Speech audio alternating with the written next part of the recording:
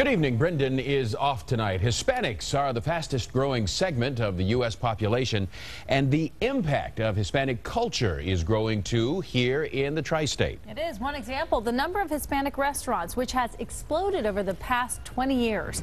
9 News reporter Janelle Walton's live with a look at the numbers. Janelle?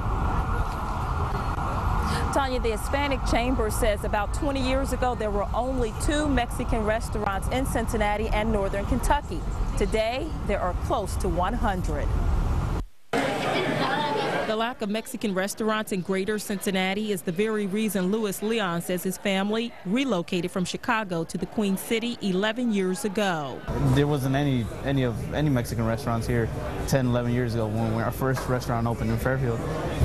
So we just looked around the area. We saw the need for a Mexican restaurant. The family opened Taqueria Mercado at the corner of 8th and Walnut Streets in 2009. A lot of people in this area, it seems like they're from other areas, California, Texas and all that. A lot of people were very glad, that something finally that they knew, like the familiar kitchen and all that they knew was coming here to this area or whatever. But a lot of the people that they're Ohioans, they never had Mexican food ever.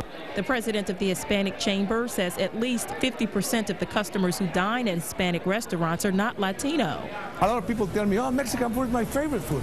Well, that's a sign of acceptance. So we're very, very happy for that. I've noticed a few of them pop up recently, and they're really a good option. Really good food, good flavor. They tend to use a lot of good spices.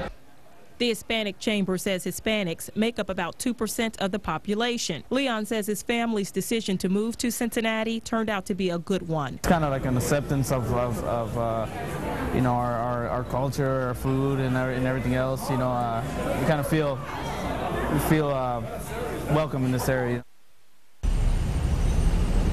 A celebration of Hispanic culture kicks off in downtown Cincinnati. There's going to be salsa on the square as well as events at Great American Ballpark. It's all part of Hispanic Heritage Month. Tanya. Janelle Walton live downtown on Fountain Square. Thank you.